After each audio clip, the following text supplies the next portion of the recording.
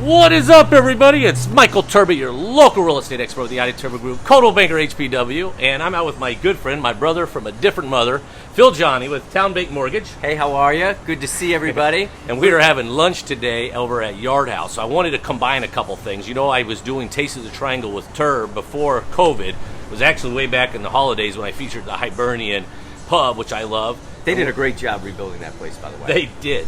And so what we're out now doing is we're out at Yard House at North Hills. Outside seating. It's awesome. Come out and see them. We're going to go over into what we ate and rate them on service, food, the whole thing. But I also wanted to come on. I have Phil here, obviously. He's with the lending. He's in the lending world. And we're getting questions all the time of where we see the economy going, what the market's doing. So I'm going to ask Phil some questions. Then I'm going to also talk about what I see the real estate market doing, not only now, but going into next year, and compare what we're seeing today versus maybe what we saw between 2008 and 2013. So, Phil, good comparison. Give it up to you. Absolutely. Tell them a little bit about yourself, what you do. Absolutely. It's good to be here, what hanging you out. see with really the finance world. We know rates are good, but maybe you can go in a little more detail. Yeah, I mean, rates are good. Everyone knows rates are good, but the big question we're starting to get asked is, how long is it going to last? Are rates going away? Are they going away tomorrow? Do we need to lock in? What's happening in today's market? And the urgency that we're seeing in today's buyers and sellers is of the highest level that we've seen probably since. No. You know, what? No, I just purchased a home and locked a rate at 2.875. I mean, so 30-year fixes are extremely low right now. Refinances, I mean, literally, you have gridlock going on with lenders right now for all Americans trying to refinance, which is great because that's what they said would lead us out of this pandemic, which was the housing market. So whether you're reducing your home ownership costs from refinancing or buying a new home and dropping that interest rate, both is what's helping our economy recover by consumers reducing that housing expense so that they can get out and spend money at great places like this. Yard House, baby. Yeah, no, it makes sense. As Phil touches on it, is how long is it going to last? You know, we also know it's an election year. Right. We also see election years, things don't really change a whole lot. Plus, they're trying to keep the economy going. But we've seen, actually, I just saw through Wake County Register of Deeds that we are at, or if not past, a year ago at this time with how many homes, how much is sold in real estate transactions. And we've seen year-over-year appreciation rates close to 6% appreciation year-over-year. So, I mean, not only are we seeing a lot of volume and a lot of activity, we're also seeing the growth of the investment, which is super important. When you're looking at buying a house, you know that it's a long-term investment and you're building wealth in real estate. And so to see that increase is really beneficial. Yeah, I just went over those with our team today because we get probably every couple weeks I get email updates from the Register of Deeds, very helpful. And our median sales price from just December to now has gone up from 310 to 322. Huge. And something else I touched on in a Facebook post that I had not too long ago is about pools.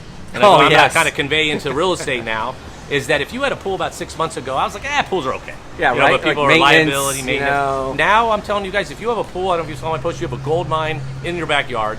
People are lining up wanting to get pools. I know my brother here just is actually installing a pool, and they're starting here shortly, but it was an undertaking just to get them on the books. So again, if you're at all selling, so and you're wanting a pool or you have a pool, hit us up. Now, transitioning to the real estate market, because we also see like, okay, oh my gosh, the second shoe's about to fall. Like it's going to come, it's going to hit us just like in 2008, 2009. It's totally different. Totally different because that was a financial crisis. This is a health pandemic. It's totally different, right? So financial crisis, you have to have different strategies, different regulations, rules, guidelines. Things need to be adjusted to weather that storm or come out of it. Now, in a health pandemic, it's all about just getting better. And what are some things that are helping us get better? Just this week alone, we've had, and not a lot of media has been talking about this, but this week was a great week because we've seen improvement week over week now just on initial COVID cases. When you go online and you look up from the CDC and you check out on the CDC's website, you can see that the COVID cases, new ones, have gone down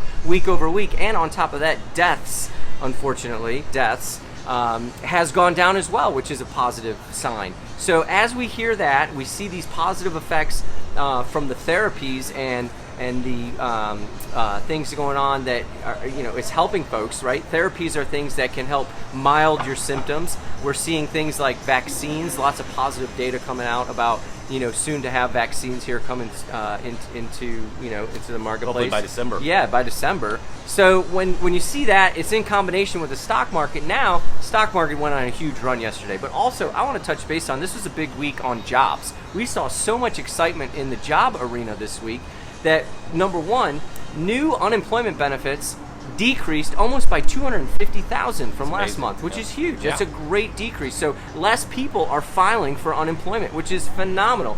Because one of the issues that we saw was 68% of Americans that are on unemployment are actually making more than they were going to work. So that's a real problem, right? So you can't get a mortgage, you can't buy a house, you can't do fun stuff, you can't build wealth in real estate if you're on unemployment. But now, knowing that these unemployment benefits, the initial claims have been decreased, that's a huge sign.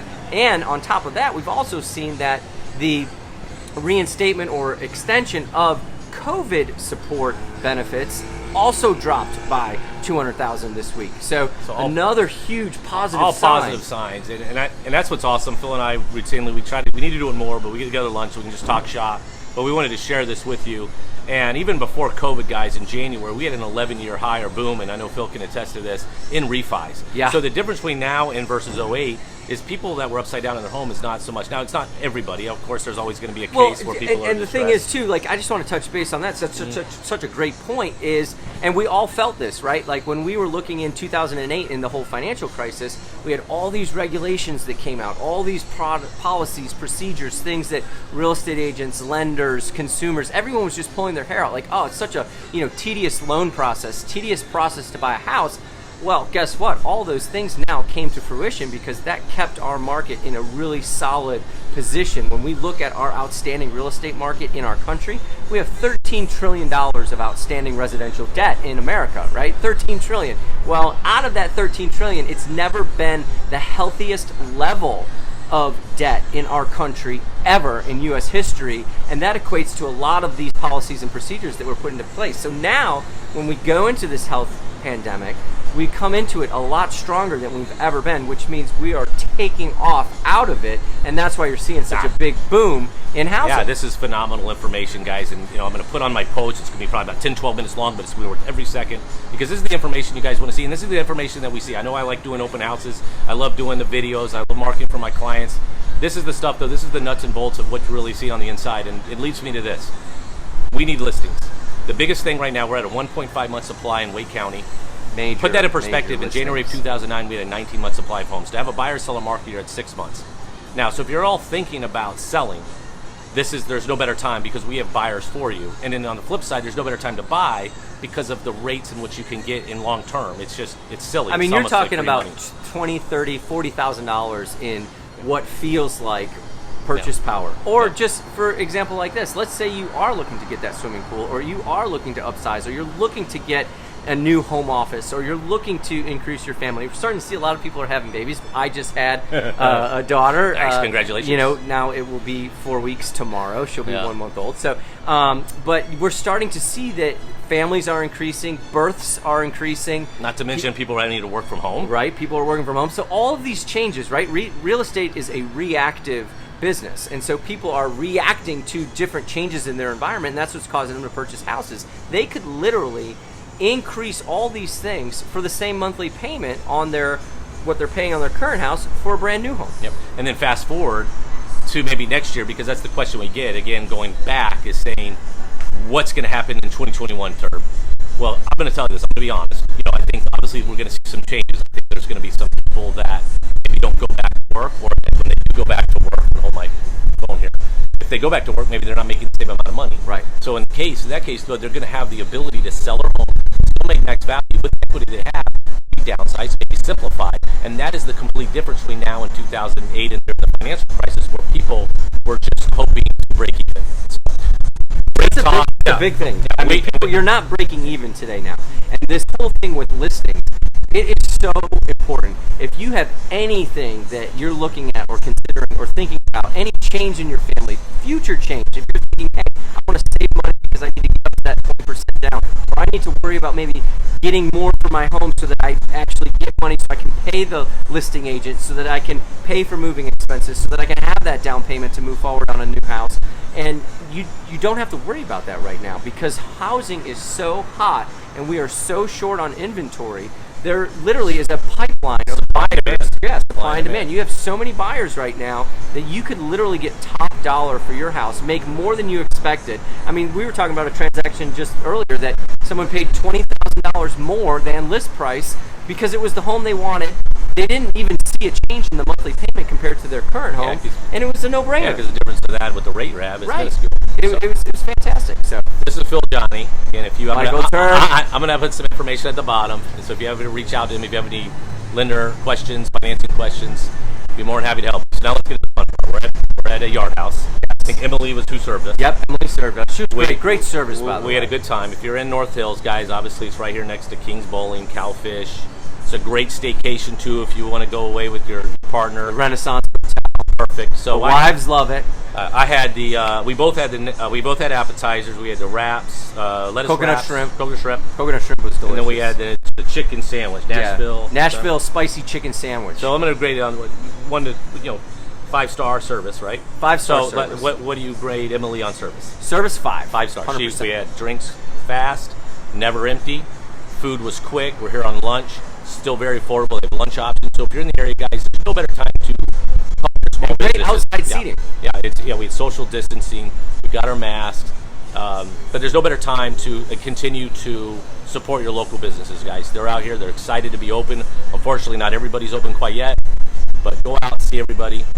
This has been fun. It's been a while since, again, I did the Taste of the Triangle with Terb, but I got my boy Phil here that wanted to combine the two. So if you need anything, do not hesitate to reach out to me. I'd love to help you accomplish your real estate goals. Again, it's Phil Jawny. Michael Terb. Your local real estate expert with the Terb Group, Coldwell Banker HBW. And as always, guys, remember, who you work with matters. See ya.